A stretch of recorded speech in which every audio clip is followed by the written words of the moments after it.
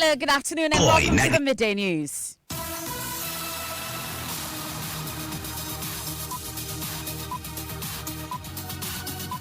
This bulletin is coming to you live from the Joy 99.7 FM studios, Kokomlimle in Accra. Our digital address GA0993341. Also live on Love 99.5 FM in Kumasi. Affiliates across the country, including Jubilee FM in Keta, Sunshine FM in Boko, and Pad FM in Dalmongo. It's on ABN Radio in London and around the world at myjoyonline.com. The news is brought to you by UMB Bank, UMB Speed App, Digibank, Let's Go, Super Sem Cement, Build Your Dream, and Telesol 4G. Just a touch. In this edition, thousands of flood victims in the Upper East region continue to live in the open weeks after torrential rains there. They want immediate help. All our rooms get broken. We are suffering here, so we will be on our knees to beg you if you will help us. But NADMO assures it is dispatching relief items to the affected persons. As at last night, they started loading the relief items that included roofing sheets, mattresses, mats. Meanwhile, the NDC has criticized government for what it describes as a slow response to the disaster. We have details also. Closure of Nigeria's land borders begins to bite hard as Ghanaian traders are turned away with their goods at the borders. They are here working, they are here selling, they are here doing everything. They have blocked this. Are they not cheating us? So what are our big men, what are they doing?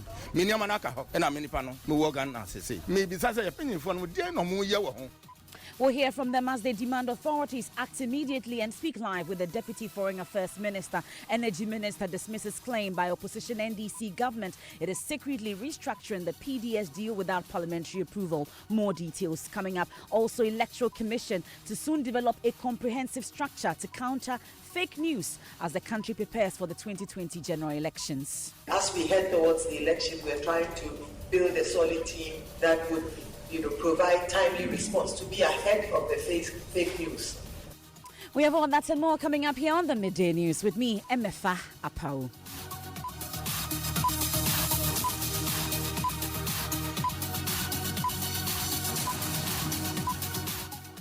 We start off from the Upper East region where displaced victims of flooding are appealing to government to come quickly to their aid as they continue to live in the open weeks after torrential rains rendered them homeless. At least 100 displaced flood victims, or thousands of them, have taken shelter at an area on the council building at Manyoro in the Kasina Nankana West District. 28 persons have been declared dead, 19 injured, and thousands of people left homeless after their houses collapsed following torrential rains this October. Although government officials as well as Red Cross and NADMO authorities have been touring parts of the areas affected, help is yet to arrive for victims of the flood. Helen is one of those victims. In fact, when the rain started falling, before we realized, we were even lucky.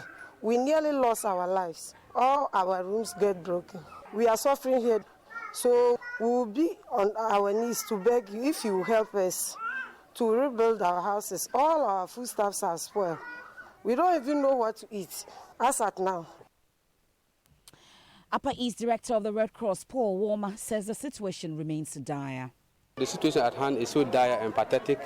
133 people are living in this area council, and we can only empathize with them and send reports to the National Office for any support that may come. All those actors who are coming around, we together will work collaboratively to see to the end of their plight.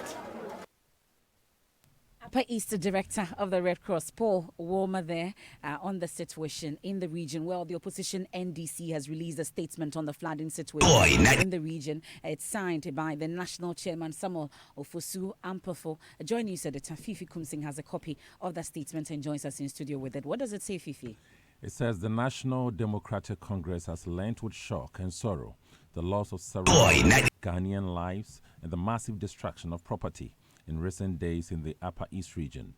We mourn with the bereaved and sympathize with it, as well as console those whose properties have been destroyed in this unfortunate turn of the weather. Whilst it is virtually impossible to prevent natural disasters, we believe that the government has a duty to immediately alleviate the suffering of affected citizens and bring relief to the people. Well, so that's portions of that statement released by the NDC, signed by Olofuswampof. Meanwhile, the Upper East Director of NADMO, Jerry Asemani, has revealed that at a crunch meeting held on the matter in Accra yesterday, government resolved to dispatch relief items immediately to the affected persons. He spoke on the Super Morning Show. Been allocated with items. My list was totally admitted by the Director General. As of last night, they started loading the relief items that we brought.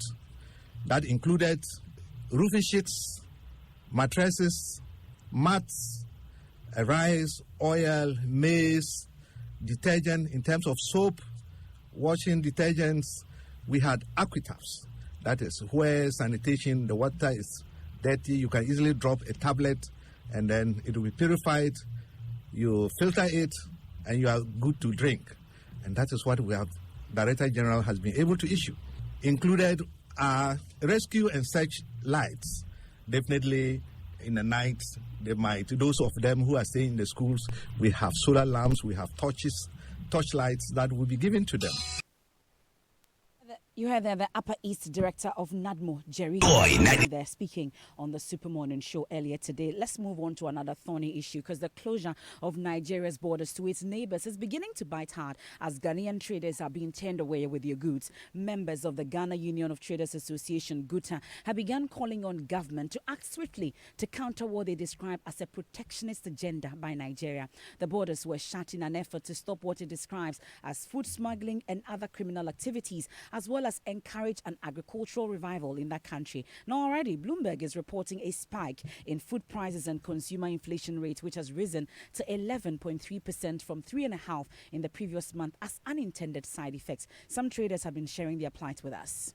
It is affecting us because we can't go there and bring goods as we used to.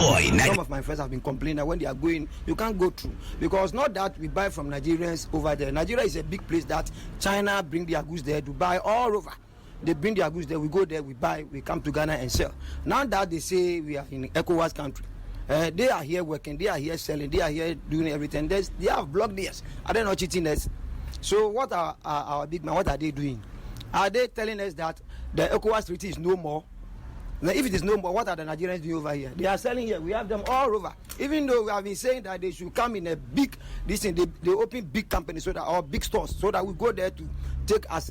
We are retailers. They are wholesalers. Now they are in the retail business. We haven't complained. Okay. Yourself, since they closed the border, have you tried going to Nigeria to bring? Yes, I have been there around 2 months ago now. Me country. Me eba mo ni se me call hokoto ni ama me ba man to me fa ni ama. Me say okay, scan so me no loan. And then I was a mean sound in Yamano call back and Jimmy's camera. Me call no more me told Yama once no almost your mom funny once or more Tony Yamana or Moonfest can no mammy. Miniamanaka and a mini panel, Muwagan as I say. Maybe such a opinion from dear no more yellow. Now, the National Welfare Officer for GUTA, Benjamin Yeboah, has government for a proportionate response. What are they doing? They are sanitizing their system. Our problem is that should we get up and do something? We have ECOWAS Commission coming in to tell us that, look, there's a treaty, even though the treaty has a caveat. We expect that ECOWAS should go to Nigeria. We are now ministers going there. You see, it tells us that Nigeria usually have this tendency of doing things their way. It's a cute Ghanaian leadership to learn from and see that, look, in Nigeria, it's Nigeria first. And therefore, in Ghana, it should be Ghana first. We should do things that will protect industries. We should do things protect our businesses and everything, so that we make sure that we move our agenda. We have so much porous borders with a lot of illegalities moving into the system. What have we done about it? They are talking of security and arms and all that. They've closed their borders boldly. So we should take a cue from what they are doing. You heard that the National Welfare Officer for GUTA, Benjamin Yeboah, a delegation from Ghana, visited Nigeria to begin talks aimed at resolving the matter. It included the Foreign Affairs Minister Shelley Ayokobochi and Trade Minister Alan Shemante. We've also heard from the Nigerian's Foreign Minister Geoffrey Onyama, and he's explained that the move is not targeted at any country but criminals. We've been joined on the phone by the Deputy Foreign Affairs Minister, Mr. Charles Oredu. We are grateful for your time here on the Midday News. So if this is targeted at criminals, why is it affecting Ghanaian traders in particular? Good afternoon, MFA. Yeah, MFA, like you rightly said, the Guta executives did meet the foreign minister, and they made some complaints that the border had been closed. The border between Ghana and Benin, the semi-border had been closed. And because of that, Ghanaian trucks, that were crossing, to export goods to Nigeria, had been prevented from crossing the border. The minister immediately summoned the Nigerian High Commissioner, to the ministry to explain why this was happening. Because, this is contrary to the Article 3 of the revised Treaty of ECOWAS. That stipulates that the removal of trade, barriers and the harmonization of trade policies, for the establishment of a free trade area. The Nigerian High Commissioner explained that, it had to do with some challenges they are having with Benin because people were smuggling rice, arms, and drugs into Nigeria. And as a first measure, they wanted to, close the border and sort of find out what exactly the case was. The foreign minister then, with the support of Alan Martin, the Minister for Trade, embarked on this trip to Nigeria, Abuja, to meet their counterparts, the Minister of Foreign Affairs and the Minister of Trade of Nigeria. And these issues were again brought to their attention. One apologized for what was happening. They again reiterated, what had been said by the Nigerian High Commissioner, that they were curtailing, the smuggling of arms, drugs, and rice, to Nigeria from Benin, and that it was sort of undermining their security, of the security of their country and that of their great policies. Mm-hmm. We said that as a third country, as a third party, we were being affected by this. So they needed to do something. So at the end of the meeting, it was agreed that the two custom agencies, between Ghana and Nigeria, would have to meet so that we provide the exact numbers, of the vehicles, the exact quantities of goods that were at the border waiting to cross to Nigeria. Since then, we finished the Nigerian side. As at yesterday, we finished the Nigerian side of these details that they were requiring. And it's our expectation that, very soon they will allow our trucks in, to Nigeria to able to have a free access to these Nigerian market. So we have fulfilled our side of what is expected from us. But how soon? Because you're saying that it will be soon. How soon are we hoping that this will be done? Because traders are saying that their goods are locked up there. The meeting, we were promised that the very moment they got hand, of this information, they were going to allow our goods in. So we're expecting that by the close of today, our goods that have been prevented from crossing the border will be allowed to cross the semi-border into Nigeria.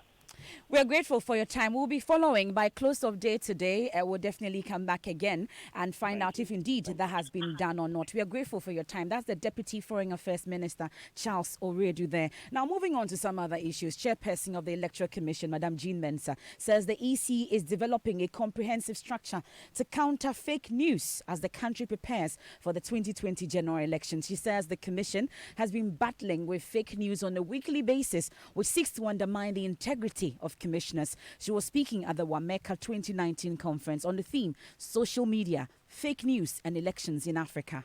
It helped us receive prompt feedback.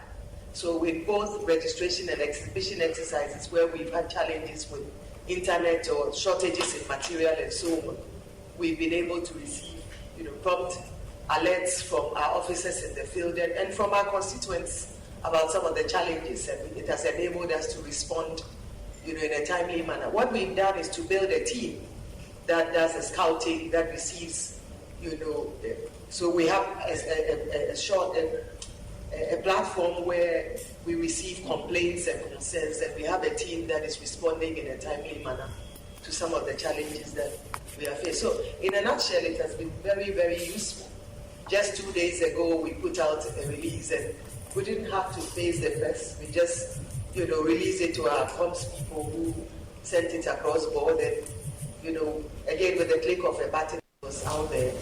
But also, as I mentioned, we've received our own share of fake news, and it's been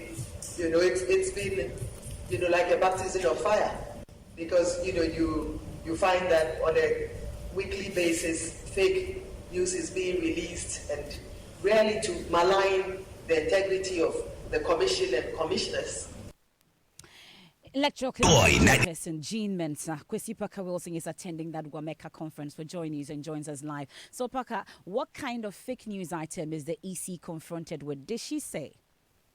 No, she wasn't really specific, but she mentioned that sometimes they hear things about the commissioners, especially the deputy, and she was referring to Dr. Bosman Asai, that a lot of things have come that he's been involved in one issue or the other, but they are all fake news. And so the EC most of the times would have to issue a statement to quickly counter the fake news. And of course, going forward into the election, they anticipate that there will be more fake news or more such issues coming up in the election. And that is why they are developing that structure to quickly respond to the issues that come up as and when they do. She also spoke about the introduction of additional taxes to fund elections. Tell us a bit about it.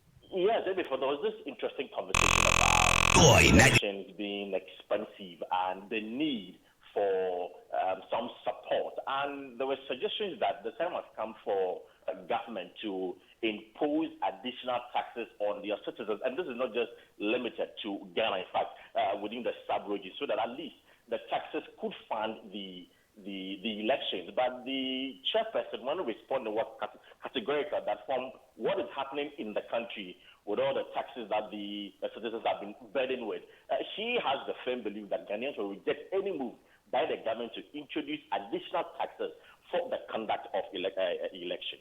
I believe that as nations we have enough resources under our soil, and if we manage our resources well, we should be able to fund elections. I'm happy to note that in Ghana, it is the government of Ghana that funds our elections in its totality. You do get support from the Electoral Commission gets some support, but for soft programs, for engagement with, for very soft programs. So you're looking at maybe extensive voter education, engaging with persons with disability, the vulnerable in society, and so on. But our governments fund our elections in their totality.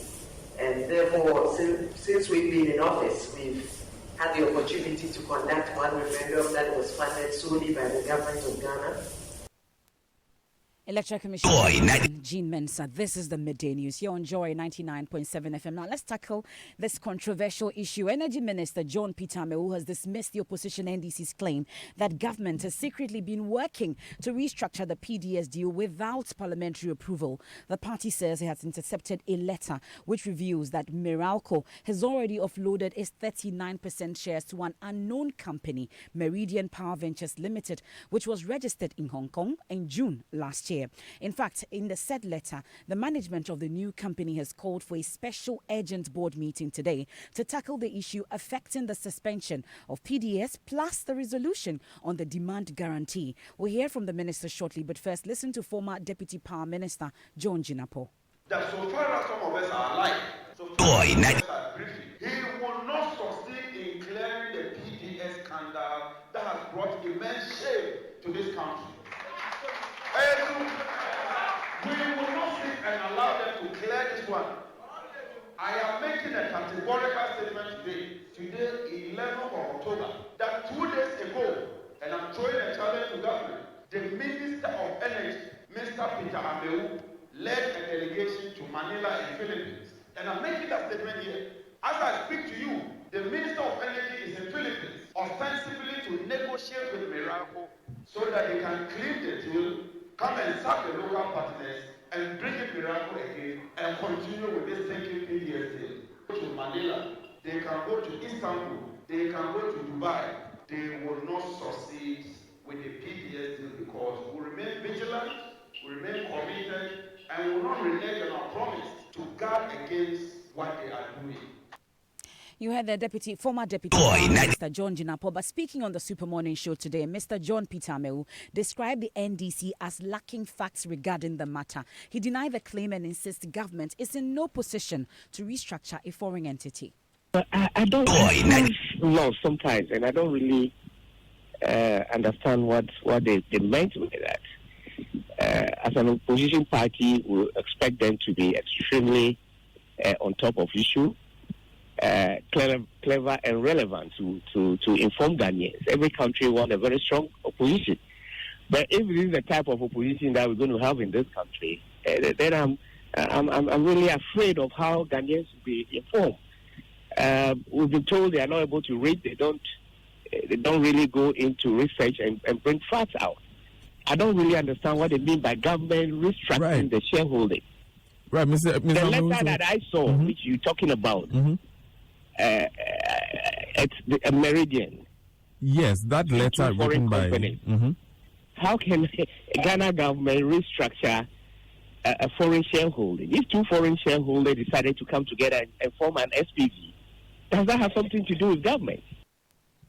You have the Energy Minister, John Peter, joining the studio by head of our investigative desk, Malika Bashdabu, with some documents presented to Parliament last year on the ECG concession. You know that the NDC has been raising issues about the shareholding structure of PDS. Malik, what does this document say? So, Emefa, this is a document. This was a briefing of the Parliamentary Committee. It was given to the Parliamentary Subcommittee on Mines and Energy, as well as the Finance Committee as well. And the person who did the presentation was Martin Esum Benjamin. This document has a table. The table deals with the various shareholders, their nationality, the special purpose vehicle through which they were participating in this, the place of registration, the number of shares, and then the percentage of shares. The first one was Anagia SA. The nationality is Angola. The special purpose vehicle is Anergia. And, of course, the place of registration is in Angola, and the number of shares, 380,000. Share percentage is 19%. Then there is a local one, which is GTS Engineering Limited. It's a Ghanaian company. That's the nationality. The special purpose vehicle is GTS Power Limited. And, of course, the place of registration is Ghana, 200,000 shares, and then 10%. The key one is the Manila Electric Company. That's what we know as Meralco. Now, they are in there's a Filipino company. The special purpose vehicle in this document is Meridian Power Ventures. Okay. And it was, the place of registration was Hong Kong. They have 600,000, 30% of the shares. There are two other more companies, Santa Baron Ventures, which is also a Ghanaian company, Santa Power Limited, registered in Ghana, 260,000 shares. That's 13%. The last one is the TG Energy Solutions, which is also a Ghanaian company. The special purpose vehicle is the TG Energy Solutions Limited. Of course, was registered in Ghana, 560,000, 28%. So the key one is the Manila Electric Company Limited, which is a Filipino company. Its special purpose vehicle is the Meridian Power Ventures. So it's not quite new as we were being told. It was in this document, and this document was dated July 11, 2018. So we've been able to reconcile what we have from Parliament as against what the NDC put out yesterday. So Meridian Power Ventures was a special purpose vehicle through which Manila Electric Company, Meralco, got involved in the ECG participation, private sector participation matter here. Okay, thanks for setting the record straight. Double is head of our investigative desk. The Midday News is still on. We'll take a quick break. When we return, after uproar sparked by Sex for Great documentary, 3 budding musicians speak about sexual harassment in the music industry. So far as it's not touching your butt, there's nothing wrong with that. I mean, you have a nice boobs, nice face. It's a compliment. You shouldn't get personal with that. You shouldn't be pissed with that. UMB was established in 1972 as the premier bank for the corporate and private sector in Ghana. From our very beginning, as the only Ghanaian bank serving all categories of businesses, we set a standard for excellence and innovation over the past 45 years. We've built a financially healthy and strong bank, demonstrated our commitment to our customers and to growing businesses, and exhibited originality and innovation at every turn. At UMB, our focus is built around people, service, products, and technology. These are the key to our present success and our future triumphs. At UMB, we're poised to make a difference not only with our customers, but also in the banking industry. We invite you to share in our future. Our future starts now with you. Shemasa, Ghana, so we correct Mason pa. A Yamikosi super, me a super Mason and Gasa. Because our job no and yet better. They won't see how beautiful and high quality your work is. That be what them they use believe you. That be why me too. It be only Super Sam cement at the use. Cement mu cement. Cement papa pa. Intere me cries in from because super. Because me the Super Sam cement and DVD ra. Super Sam cement is designed to ensure that your buildings stand strong for generations. Build with Super Sam cement. Build your dream. Your dream. Build. Thanks for staying with us on the midday. Time now for sports. Benedict, what's in sports? Yes, if indeed the normalization of Ghana football is coming to an end with the first of 3 elections done. It is the election of the Regional Football Association leaders, and I'm just coming from the Greater Accra place. It was held at the Theodosia Oko pitch here in Accra. So I have the results from all the regions. Well, Salifu Shaibu Zida has been re-elected as the chairman of the Upper East Regional Football Association. He received an overwhelming majority of votes from the 32 delegates that took part in the election. And then in the Upper West, Alhaji Biyad Sadugu, he's been elected the chairman there. He polled 16 votes with close contender. That's Baba Pele getting 11 and Seidu Bomisen having 7. Also, Daniel Abuga, by popular acclamation after going unopposed, is the chairman of the Volta Regional Football Association. Go to the Central Region, we have Robert Duncan. He unanimously has been voted as the chairman. And then Raf Jamra, who actually lost the last 4 years election to Mr. Augustine Asante, has been elected as a Brown for chairman. He pulled 52 votes as against that of Dr. Anto 47. And there's a landslide victory for Linford Asamoah. Linford pulled 109 as against 9 for Nana Budu. That's for Eastern Region. And for Greater Accra, where I'm coming from, Abubi, popularly known as Qatar, he won 71 votes with Eugene Jakwe, 49, 14 for Reverend Emmanuel Ankoma, and then Albert Arthur. He had to Ashanti Regional say to Kutoro Ajiman. He has maintained that seat. He won by 41 votes. And then in the Western Region, we have Simon Ihuma also winning there. We definitely had one when you join us on local. All the details, everything will be here. Thank you very much, Benedict. The Coastal Development Authority says it will now concentrate on building mainly drains in the Greater Accra region and the government's 1 million one constituency program. This is because it is struggling to find land for other projects such as boreholes and toilets. In the Joy News series, Dear Nanado, residents of some constituencies, including Odododiodio and La Dadekotopon, said they are yet to see any project under the program. Here's one of them. Your Excellency, the President, Nanado Dankwa, I congratulate you for the developmental agendas that you have. But unfortunately, over here, we haven't seen anything of that sort. But we believe everything you say, you do it. So when are you bringing our own here? Now, a deputy CEO at the Coastal Development Authority, Kingsley Kofi Karakari-Bonzi, admits the authority is yet to complete any project in the Odododiodio constituency.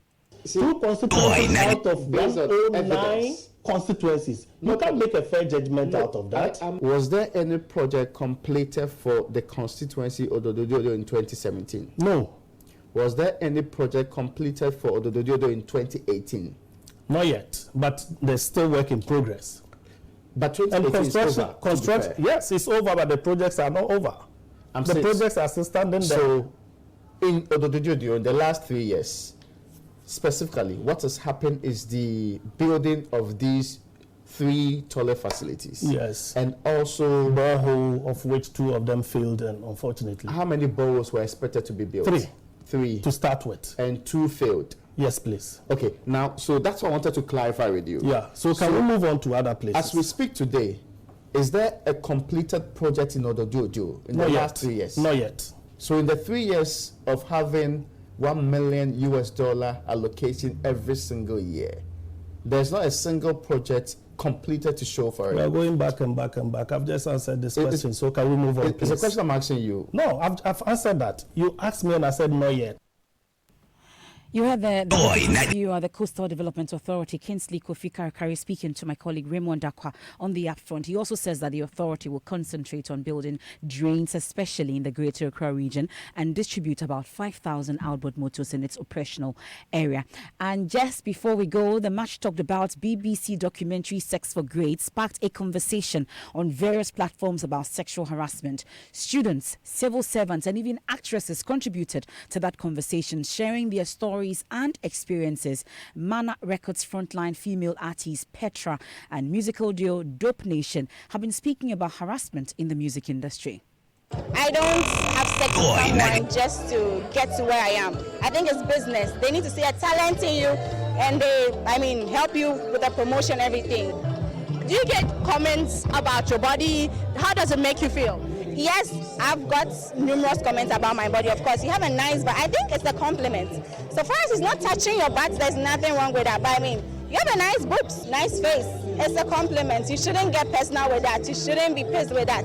My music videos and everything, they say, oh, you have this, you have that. For me, once again, there's nothing wrong with that. I don't see that to be sexual harassment. They are not touching you. It's something that's been happening. There's corruption everywhere. And this is a form of corruption. I don't think sex should be one way to pay for getting grades or to get to where you want to get to. And there are certain things that lead to other things that happen, and then the sex for grades and sex for feature and sex for things would happen. But then all the same, it's unfortunate. And shall we take measures? So you heard the Petra and musical duo Dope Nation, and that's what most people are talking about on social media as well, sexual harassment. And that's it for the midday news here on Joy 99.7 FM. There's more news, of course, when you log on to myjoyonline.com. I am MFA Apau. Thanks so much for your company. Enjoy your weekend.